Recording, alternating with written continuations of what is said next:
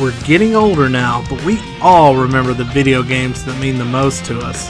From Earthbound to Zelda and everything in between.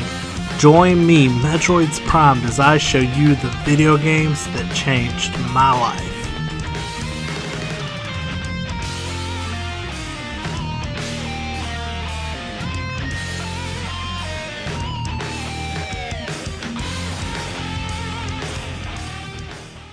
Hey guys, welcome back for another episode.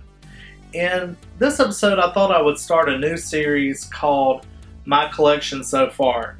And I don't know if any of you know this, but I'm sort of a Sega fanboy, and I love the Sega Genesis. That's one of the first consoles that I really got into, hardcore.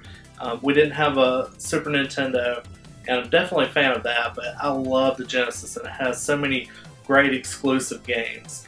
And I wanted to do this video to kind of show you all what I had in my collection, but also I want to show you what I have, and if I don't have something that you think is a great game, I want you to leave a comment down below and give me some ideas for some stuff I can add to my collection, that would be a really cool game that maybe I just hadn't heard of before. So I'm going to start off. I keep all my games in alphabetical order, but I'm going to start kind of backwards and work my way up to from the last letters of the alphabet all the way up to A. So first off, I have the Sega Genesis 6-pack, and this game's really cool. It comes with Golden Axe, Columns, Streets of Rage, Sonic the Hedgehog, Revenge of Shinobi, and Super Hang-On. Alright, next I have X-Men 2, The Clone Wars. Alright, next I have X-Men. I've spent a lot of time playing this game. Alright, Wings of War. It's a shooter for the Genesis. Alright, Sword of Vermilion. Pretty solid RPG for the Genesis that was exclusive to the system. Alright, next is Vector Man. This is Vector Man, the first one. But a really great platformer, came out toward the end of the Genesis life cycle. Great game. And also Vector Man 2. Alright, next, Urban Strike. It was the third, I believe, in the series of the Strike games, and they're really fun. Alright, next is Tyrants. Sort of a real-time strategy game for the Genesis.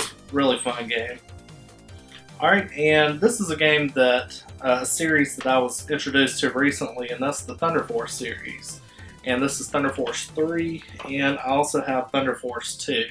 And there's also another game in the series that I wasn't aware of at first, and that is Lightning Force for the Genesis. But like I said, I don't have that one. Alright, next I have Teenage Mutant Ninja Turtles, the Hyper Small Heist. This is getting harder and harder to find, but it's basically very similar to Turtles in Time on the Super Nintendo.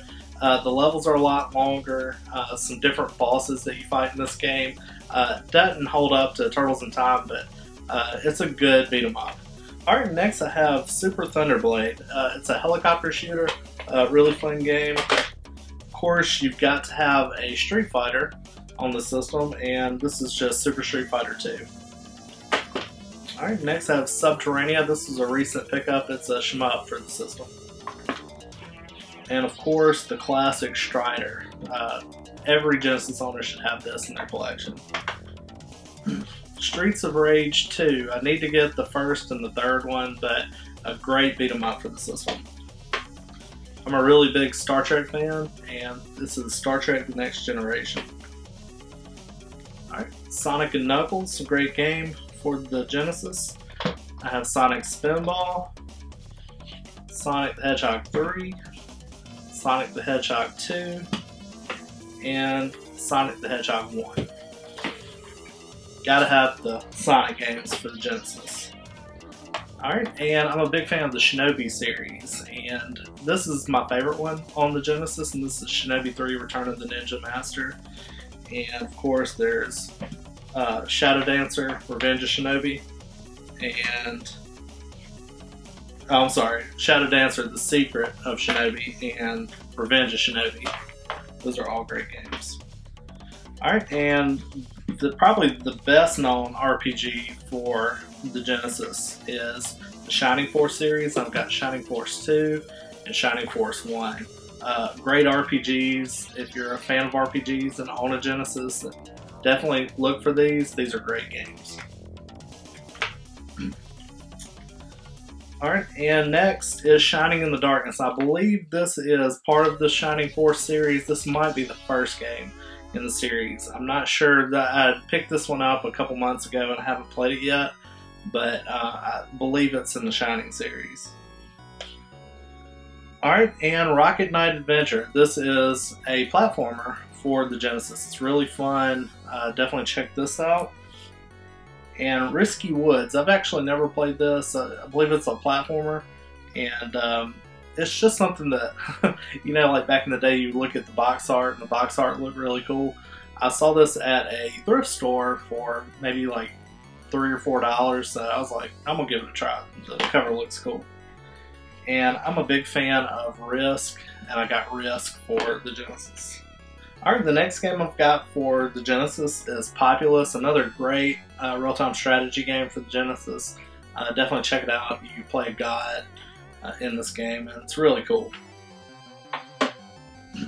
Alright, and Pit Fighter. I know this game gets a lot of flack, but I loved it. I used to play it in the arcade all the time. This is definitely the best port of the game that I've seen. Actually on the Super Nintendo version of it, and it doesn't have any music or anything, and this is really cool. This is definitely the closest thing to the arcade you're going to find, but I know it's repetitive, but I still love it to this day.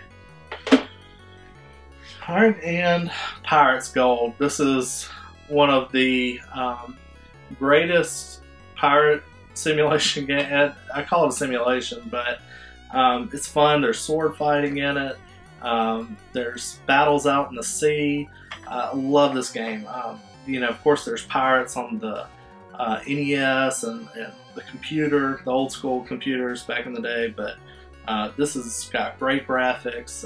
It's an update from the old pirates on the Nintendo, and it looks great. And this is getting harder to find. Alright, and the other best known RPG for the Sega Genesis is the Phantasy Star series, and I have Phantasy Star 2, Phantasy Star 3, and Phantasy Star 4, and the fourth one comes in the cardboard box, but I think out of the three of these, the fourth one is definitely the hardest to find. I guess it's because it came out later in the console's life cycle, but it's still a great RPG series, and I can pretty much go one for one. If you want to name RPGs that are exclusive to the Super Nintendo, I can tell you ones for the Sega Genesis that are great. You know, people say that the Genesis didn't have the RPGs that Super Nintendo did, but, you know, I would disagree that they had the RPGs that might not have been, you know, the same quality of great ones that Super Nintendo did, but they still have some great ones for the Sega Genesis. So definitely check out the Phantasy Star series and the Shining Force series. Alright, and NBA Jam. Of course, you know, we all remember playing this back in the arcade. Some of you younger folks out there might not have played it in the arcade, but this was really fun. It was 2 versus 2. Spent many a quarter playing this game in the arcade. Alright, and Mutant League Hockey. The Mutant League series was really cool. There were only 2 games in it. I believe they were going to develop a third, but all we got was Mutant League Hockey and Mutant League Football. Mutant League Football is definitely the best out of both of these, and it's really cool. The football field has different hazards on it, like there might be a minefield. If one of your players step on it, they explode and fumble the ball. There's all these just wacky plays. You know, when you tackle people, sometimes they might rip apart, and I mean, just crazy stuff.